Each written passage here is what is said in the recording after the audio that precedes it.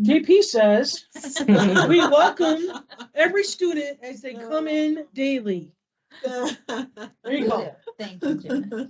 All right, I think today we're going to be talking about first impressions. First impressions are extremely important. We usually don't get a second chance to make a first impression. And I think that the interesting thing about the educational realm is you get a chance to make a first impression daily. So we just wanted to have a conversation today about how we can best set ourselves, our students up for success as we make those good first impressions. I'm going to pass the mic to JP and see what you got for us. So we do welcome every student every day. We call them out by name. We know all of our students' names. That is one of the things that is a goal of mine, is to make sure I know faces and names of all of the students. When we first get into class, I usually ask them, how's it going? We try to be chipper, outgoing. I don't ever bring personal issues into class. Even if I've had a really bad day or weekend, we leave that at the door. And that's one thing we tell our students. It's not everybody else's responsibility to know how your weekend is. You're there for a reason. You leave everything at the door. We try to start our days with stretching. Sometimes I forget.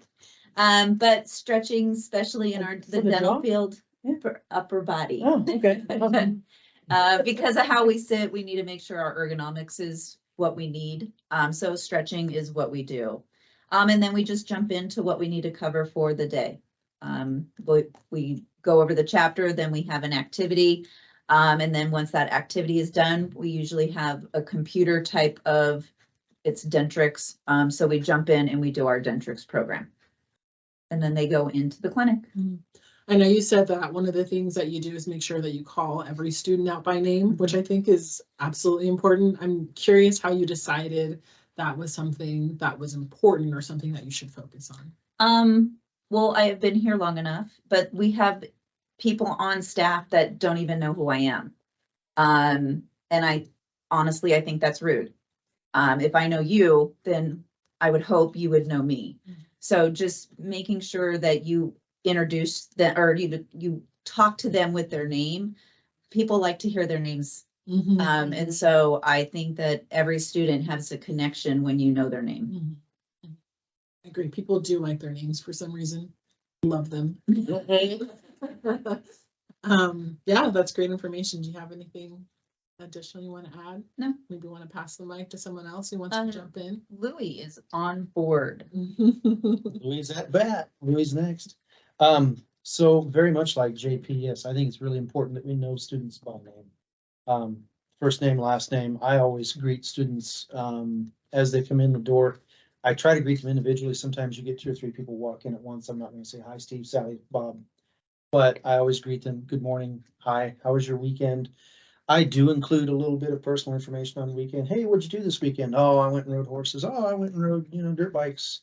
I think it gives kind of an out of class relationship, but you're not too personal. No, we don't have bad weekends and talk about that,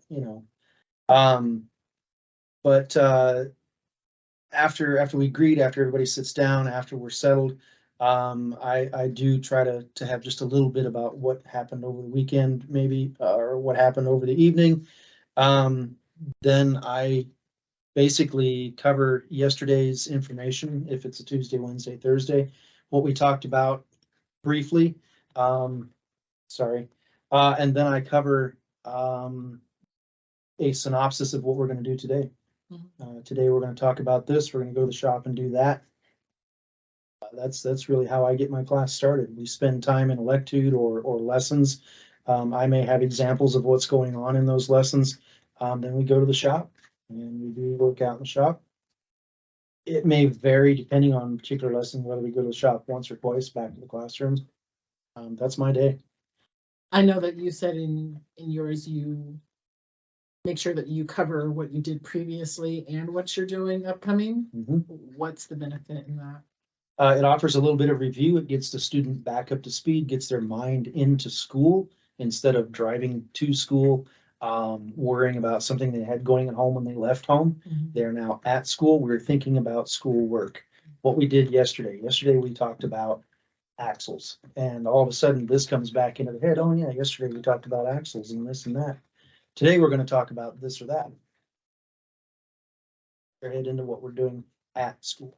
Like that's important because our students do have a lot of things going on in their Sure life. they can. We all do as people, we have stuff going on in our life. And so being able to get them back on track with the information of where they were and where they're going probably is beneficial. Miss Janet. I do the same thing, but I did try let's talk about our weekend for a few minutes. Well, it turns into too long. It's hard to rein them back in my type of students. Yours, it makes complete sense. I really think that. But mine are too drama central, and I don't like to do so. I don't do that anymore. And so the welcoming, all of that, I have written on the board what we're going to do. I kind of quickly go through that. And then I tell them, hey, that's up there to keep me on track. So make sure you do keep me on track and yourself. And then I also, in part of the review process, I don't review it. I say to each one of them, somebody tell me something they remember from what we covered in yesterday or the day before or whatever, whenever we're meeting lessons. So then it's kind of a discussion and then it leads into, oh yeah, and then I learned this or I learned this, and it kind of becomes a little bit of a review session. And then we finally move into today's. I have began the actual lesson with a review by doing Kahoot. I've started and ended with a game before. It doesn't always involve Kahoot. Like today we ended with heads up game. And yet the last class we started and ended. So we started with Kahoot, ended with heads up. I mean, it just varies every time because you got to sense what you think they're feeling that day. I don't know. That's just kind of what I do. I like that you said for my students, which is very on track. And you're probably the same way. You allow them the platform to discuss whatever they did over the weekend, and it's turning into, oh, I don't want to do this. Why did I open my mouth and say that? And so I've learned not to do that. Not that I don't care about them. I just usually say, hey, I hope you had a great weekend. I hope you got rest, blah, blah. I hope you're ready to go. And that's kind of how I say it. Yeah. Whereas in your program, I feel like your students are probably a little bit more direct. So they might not give you a bunch of information to begin with. They might just give you That's kind of true. Most of our students know they aren't very chatty. And maybe that is why I do that, is because how's everybody doing? Yeah. Good, huh? But yeah, it to me gets a little bit of communication going. I definitely try to stay in control of how much communication we cover. And some of the stories aren't really down the correct road, so I have to curb that. But in general, we don't run away with it. There are a lot of rabbit holes in automotive that we talk about. It's not as bad as it used to be, but yeah, we do get sidetracked sometimes. And like I say, we try to keep it curbed to only a few minutes. I'm not going to use up an hour of class time talking about this weekend I had to change a tire on my truck out in the middle of, nowhere kind of thing. Jimmy, I'm going to bounce to you in a second here, but I have a question for the group. And so we're talking about you're not going to spend a ton of time on that. So I'm curious, like how long, like what does our start time look like? We're talking about we set our classrooms up for success. Is this a 5-minute thing? Is it 10-minute, 20-minute? Like what's the start? I think if I had 10 students, it would probably be 10 minutes. But if I had 5 minutes. I mean, like a minute a student as you're asking for review or whatever from the previous lessons. And you don't want it very long because then you're wasting too much time, and that's my opinion. I would say it would depend on the subject that we covered the day before. If it was something that was kind of heavy, like cutting or nail structure, something that was a lot of information, we might spend the first 10 to 15 minutes on that. But if it's something a little bit smaller, less information, then, maybe 5 minutes of that. So don't spend all your time doing this, but make sure that you are specific about what you're doing. All right, Jimmy, what do you have to add in? So for me, it's not just setting the day to start right, it's setting the entire term to start right. So the first day, every single term, first hour, we do class setup. It's just that specific teacher and those students. So we do the class setup for the first hour, then NTU is the second hour. I have an entire hour of NTU, and that's where class expectations are set. Because in the medical field, like I've said this multiple times, there's no gray area in the medical field. There's black and white. If you go to that gray area, you can literally kill a patient. So setting those expectations up at the beginning and making sure that they know is something that is big with this program. In addition to that, in each classroom on the board, I have a calendar of the term that maps out what they're going to be doing on what day. So they are all prepared. They know exactly what is expected of them. The very first hour, they know that is open lab time. So that's what they need to do for open lab. Because of how much stuff we have to do and how much knowledge we have to have for this field, I believe that setting expectations, and not just regular expectations, setting higher expectations, is what our students need in this program. And I feel like setting that from day one has helped them navigate through this program properly. So they know, hey, I'm going to be gone on this day. It's a procedure day. Well, I know what procedures are going to be on that day. Now I can schedule with the instructor, hey, I need to make up these procedures on the procedure makeup day. So they already know in advance, hey, the student's not going to be here. I know that I'll have to make it up. Like, having everything organized and together is what I felt really helps our students. I would assume that in that organization, the students probably really like that, respect that. They love it. They love it. Like, they literally, like, because I put everything up on the board on the last week, so week 6 for the following term. So they know what they're doing the very next term, and it's not even that term yet. So like they, and next to that, next to the calendar, like for this, so for like MAC 103 right now, all of our students need to know bones for certain ones. So I put up on the board and on that calendar, this is what figures you need to know. This is what you need to know for what day. And just so they're not set up for failure, because that's something I don't like doing. Like, making sure that they know what's going on, I feel is going to prevent setting them up for failure. So they don't have to guess. I don't have to guess what I'm doing in class. Exactly. Like, you can go look at the calendars in my room right now. You'll know exactly what's going on what day. And so it sounds like for you, you spend a little bit more time in that initial startup for the NTU. I mean, and of course we greet our people every day. We do all of that kind of stuff. But setting up the expectations first I feel has actually made it so I don't have to keep on repeating things over and over and over. They know the expectations from day one. The NTU is recorded. It's posted on Canvas. If they got questions, they can always go back to it, but they know from day one what the expectations are. I don't think that we've touched too much on NTU for all of us. So I'd like to toss that question out to the group also, because NTU is a little bit different. So when we're setting our expectations in NTU, JP, I'm gonna pick on you because you've been here for a little bit. How do you think our student, what's the benefit of the NTU? What are they supposed to be getting out of it? Just like Jimmy said, the expectations that you set. That's where we go over, this is how you properly do sanitation. This is where you do vitals, so just going through, and I always go through the Google Classroom. So I do step by step the Google Classroom. So there's no misinterpretation of what I put in there and what they processed how I put it. And I always make sure they know I only reach out through email, that they can reach me anytime. I will try to get back to them as soon as I can. And I tell them, don't reach out to Ms. Kim. She's part-time and I do not have her answer emails on the weekends or in the evenings, because that is my responsibility. And then we just go through and just make sure that if they have any questions or concerns, going to full time now, I have a lot of concerns because of childcare or, their jobs. So we have to, work our ways around different ways to get them here full time.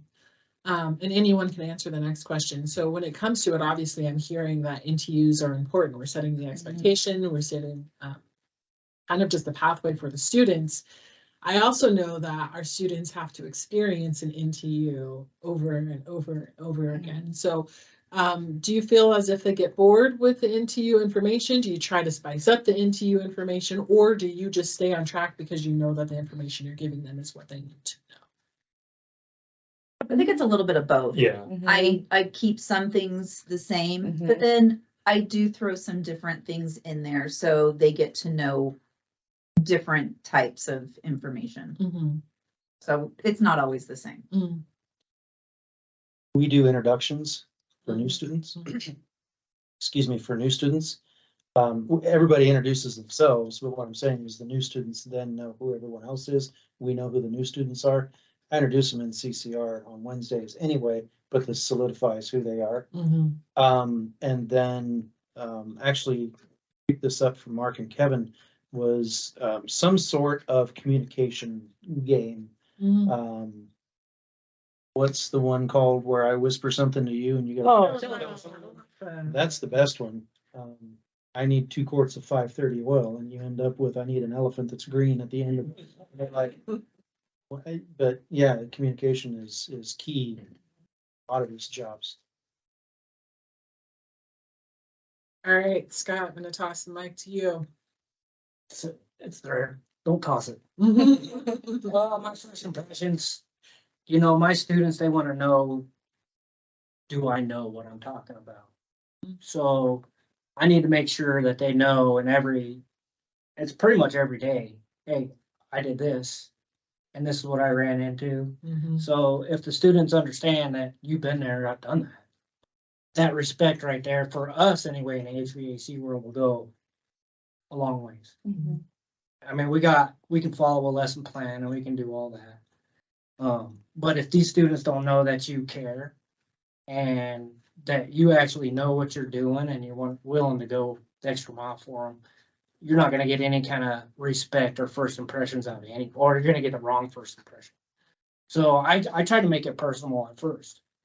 You know, hey, I want to know a lot about you because I can gear my lectures towards stuff that you do.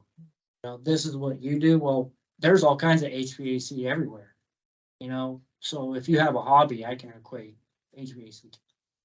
So as long as I'm sitting there making sure they understand that we've been there, but you don't want to make sure you bring themselves to their level, Mm-hmm. you know, because they don't want to hear this, oh, I've been doing this and I'm this great king of HVAC and you guys got a long ways to go. You gotta let them know, hey, I started there. You know, you're the same as me. I just got more experience. You know? So my first impression is just pretty much, hey, we're the same people, and I've learned this throughout the time, and I'm here to give it to you. Mm-hmm. You know, and if I'm here on time and I'm, you know, doing what I can to make sure they're getting what they need to know, that's really all you need. You know, I mean, we could play games all day long, but that first impression is my students are like, when they get here, they're ready to go. You know, we don't need to do an icebreaker. The icebreaker is, hey, let's talk about work. That's my take on it. Mm-hmm. You know, some people may in different classes. But you have a different breed. It's a different breed of student. You see, your students can be in the field already doing stuff. Mine cannot. Yeah. Yours cannot. Yours cannot. Not really. no, They may be a receptionist or Yeah. something, but yours certainly can't be out there. No. So I think that's the difference too. Maybe in yours, some of them have been working on cars but never really been trained. And So in our I old- think being able to change, you know, being a changeling, you know, you don't want to be the same all the time because I lose people if we're just doing the same thing mundane over and over and over. Just got to switch it up, you know, say these students think that if you do the same thing over and over and over again, then you could be just a robot and you really don't know what you're doing because anybody can come and regurgitate information. But if you can't show them what you do and prove to them that you can do it, you're not going to get that first impression, a good one. But you still have to have a lecture, then you immediately do a hands-on. Yeah, we do all that. We do all of our stuff, Yeah. you know, our lesson plan and everything like that. But these guys got to know that, hey, I've been there. You got to let them know that, hey, I had this student, I had this customer one time and he did this and this and this. I was wrong, or I was right, or whatever. You know, you gotta let them know that your expertise is there. Mhm. So you're saying the credibility is important. Credibility is almost 90% of it. Mhm. We can anybody can follow a lesson. Mhm.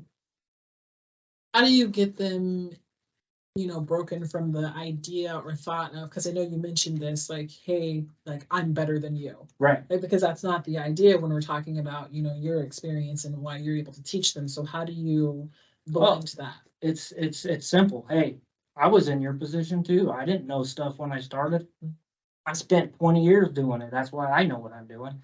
You're no better than me. I got out of high school at a 2.5. I graduated out of college at a 4.0. So yes, you can pull yourself out. I'd like to kind of just bounce back to the part where we're in the education field and kind of what you were saying, that it's important to remind our students that you just didn't end up here, that this is a good choice for your life. And so in that, I know that some of our students, I feel like all students, I don't know if it's some of our, it's just all people probably have had life happen to them. So how do we have those conversations, or do we have those conversations on those first impression days, talking about, maybe you had struggles in high school, maybe you had struggles, but this is going to be a different educational experience for you. Yeah, I think that we set up the learning environment and we talk about like the classroom expectations and just letting them know that the way that we teach here is different than maybe something they've experienced in the past. Sometimes they're scared to raise their hand and ask a question because in the past they haven't had a good experience doing that. They got the wrong answer, then everybody's laughing at them or the teacher's like, that's wrong. So I think just setting up the learning environment, letting them know that it's okay to not know the answer, that it's our learning environment's so different than what they may have been used to. Even if they went to college or just high school, it's going to be different. Mm-hmm. It's time for me to toss my. Okay. All right. So just a typical day, when we start, we have morning announcements. So just what's coming up that week, what homework's due, reminding them that they have a quiz on Friday or Saturday. If we have any events or extra classes that they can participate in that week, we just keep reminding them. They like reminders, they need reminders. But then that also helps keep our staff on that, making sure they're aware of everything that's going on that day. Then we do what we call energy, and that takes typically about a minute to 2 minutes, depending on what type of energy it is. It involves music or stretching. Like if we're doing cutting week for theory or class, we'll do like proper hand stretches, but we'll have music playing. We have them stand up just to get like their bodies ready to start. Yeah, the blood pumping. We did the other day, we were going over life skills. So we just had them for energy. We had them stand in a circle and we did a compliment circle. So they had to turn to the person to their right and give them a compliment. And they did it around the entire room. So it just sets the stage for what's coming up in class. And it just gets them into their learning environment. So we always do energy every morning. If it's a new class or it's the first time that we have an educator in their class, we do we have an Earn the Right, where the educator talks about themselves, how they got into the industry and why they should be excited to learn from them. So, we go through that maybe takes 5 minutes or less because we let them ask questions afterwards as well. But just why they chose to get into the industry, their route through school, what they've done like in the salon or, what they did after they graduated and then why they became an educator. I think it's important for them to know why we did become educators, If it's a new subject, we also do that. So we gear it more towards why they should be excited to learn from that educator in that subject. So, what classes they've taken up to this point to teach this class. So we do that. Then we have a code of the classroom, and so we either do this on a flip chart or a whiteboard, and so the instructor or educator will set up how they want their classroom to be run. So like, for example, they want 100% participation, bring your own willingness, be open and coachable, and to ask questions, and they'll hit those bullets on a flip chart. They'll write it for the class, and then we let them know, what we're going to be covering that day. And then we have them write down what their expectations for class are. What do they expect to get out of that class today? So if it's foiling, we'll have them write down 3 expectations that they have for foiling class that day. Is it to properly get the foil against the head, hit different stitches, whatever. And they come up with tons of things, but we require that they do 3 each. And then we go around the room and they write their expectations up on the whiteboard or flip chart. So as we go through the day, we can make sure we hit everybody's expectations. I typically have them write down 3 because they can't write the same thing up there twice. So by doing that, it helps to give them an idea of what to write before they're just put on the spot.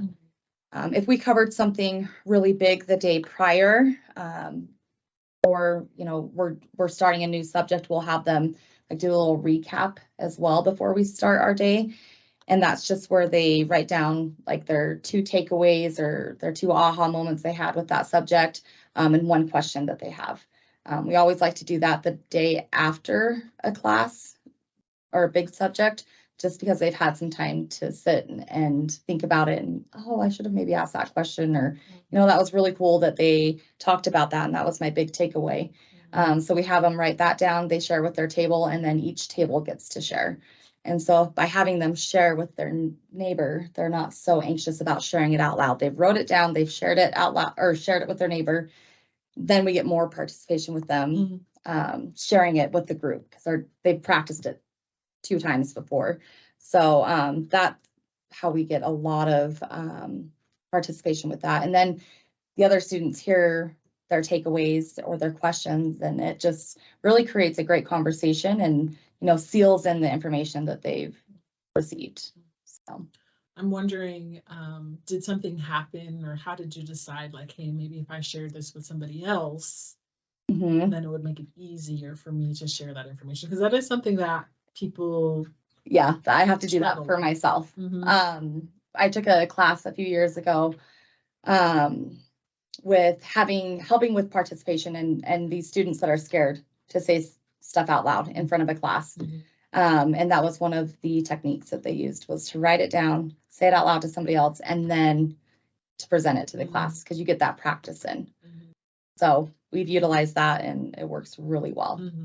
I would say that one of the things that people tend to struggle with is engagement of our students. And so if you're struggling with engagement in students, I think that's a really great thing, because they're not going to volunteer their information as much as we would like for them to. Yeah.